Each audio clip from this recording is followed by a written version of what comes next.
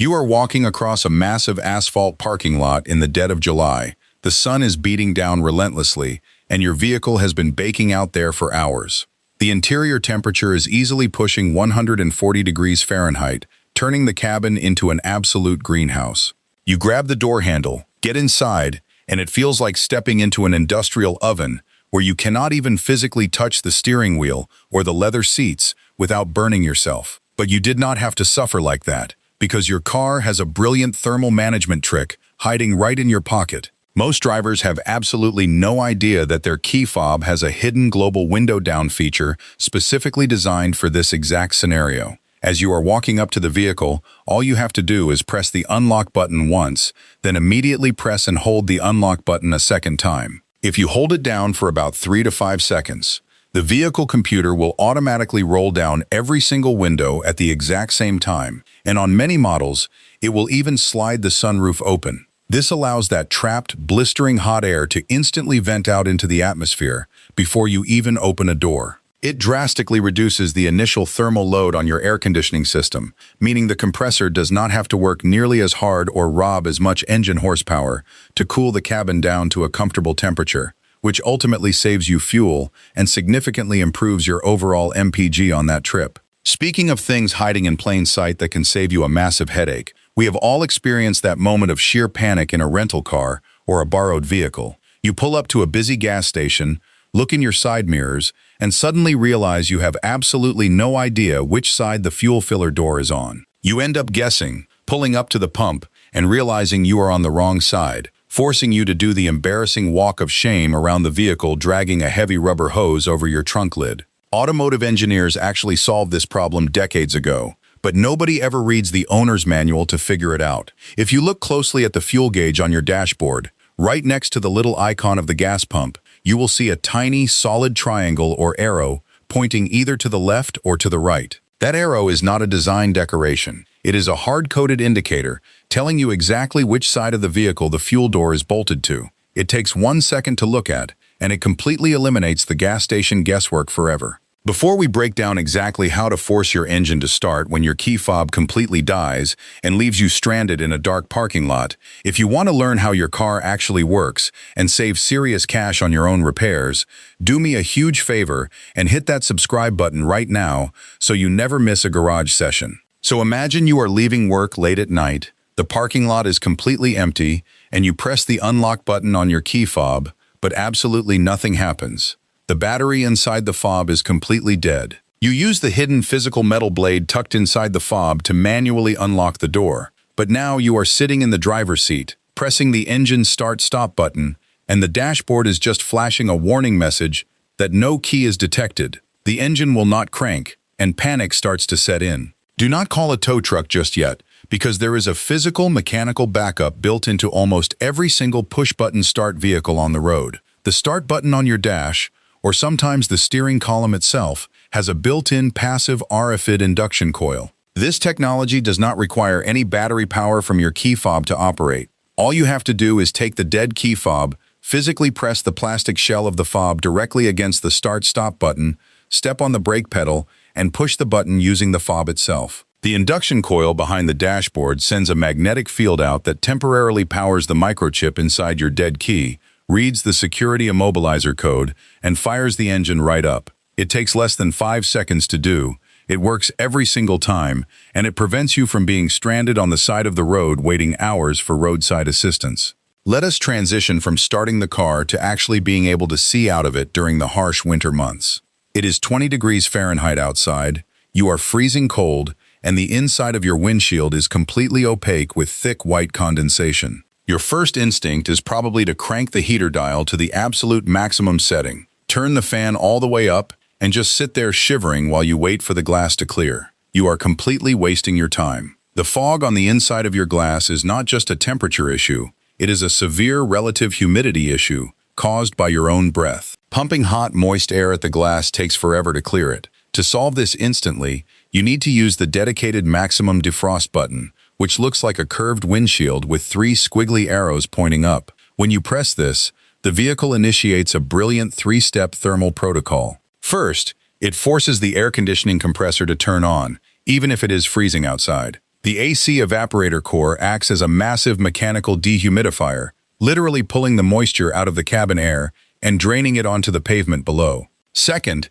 it turns the heater core up to warm that freshly dried air. Finally, it blasts that bone-dry warm air directly onto the frozen windshield. The dry air acts like a molecular sponge, instantly absorbing the condensation off the glass and giving you perfect visibility in a matter of seconds rather than minutes.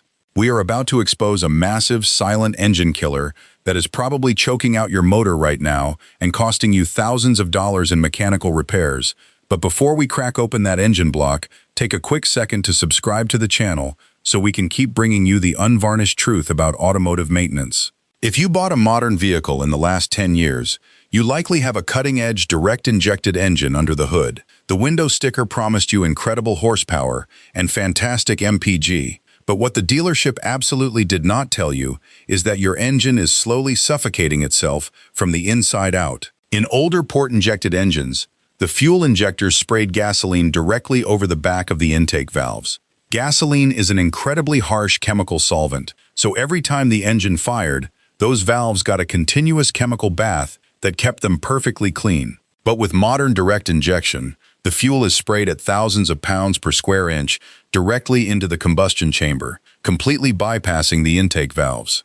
The problem is that your engine has a positive crankcase ventilation system that constantly breathes hot, oily vapors from the oil pan right back into the intake manifold. Because the intake valves are operating at hundreds of degrees, that sticky oil mist hits the hot metal and instantly bakes into a hard, thick carbon slag. Over thousands of miles, this carbon buildup severely restricts the airflow entering the cylinders, leading to a terribly rough idle, engine misfires, poor acceleration, and a massive drop in fuel economy. And here is the worst part. Pouring a bottle of expensive fuel injector cleaner into your gas tank will do absolutely nothing to fix this, because the fuel never physically touches the back of the valves to clean them. The only way to repair this damage is to pay a mechanic anywhere from $800 to $1,200 to physically remove the entire intake manifold and perform a walnut blasting service. This is a process where they use compressed air to shoot crushed walnut shells directly at the valves to physically chip away the hardened carbon.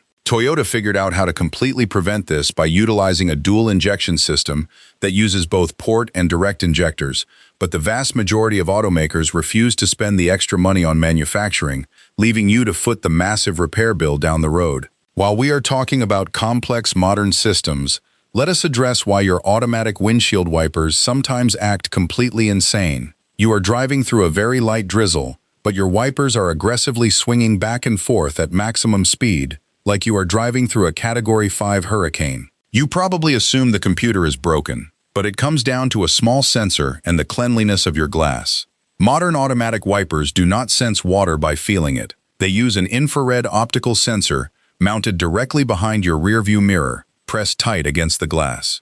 It shoots invisible infrared light beams into the windshield at a specific angle. When the glass is dry, the light reflects perfectly back into a receiver. When water droplets hit the glass, they change the refractive index, scattering the light. The computer calculates exactly how much light is missing and adjusts the wiper speed accordingly. If you have road grime, tree sap, or a smear of bugs right over that sensor area, the light scatters constantly, and the computer panics, running the wipers at full speed. Furthermore, you can manually adjust the sensitivity of this sensor using the small rotating dial located right on the wiper stalk. Turning it down stops the hyperactive wiping during a light mist. As a brilliant bonus feature, if you have your front automatic wipers turned on and actively wiping, the moment you shift the transmission into reverse, the computer will automatically trigger the rear tailgate wiper to clear your backup camera view, ensuring you never back into a pole simply because of the rain. Let us finish up with a life-saving mechanical feature that modern vehicles have completely disguised as a boring convenience button. I am talking about the electronic parking brake switch sitting right on your center console. You probably only pull that little plastic tab when you are parking on a steep hill to take the stress off your transmission parking pole. But imagine a nightmare scenario where you are driving down the interstate at 65 miles per hour, and for some catastrophic reason, your main hydraulic brake pedal goes straight to the floor, or the person driving suddenly suffers a medical emergency and passes out. If you had an old-school mechanical cable handbrake, Pulling it at highway speeds would violently lock up the rear wheels, causing the vehicle to instantly lose traction and spin completely out of control into the median. However, pulling the modern electronic parking brake switch while the vehicle is in motion activates a highly advanced emergency dynamic stopping protocol. The parking brake module instantly communicates with the anti-lock braking system and the electronic stability control module. Instead of just locking the rear wheels,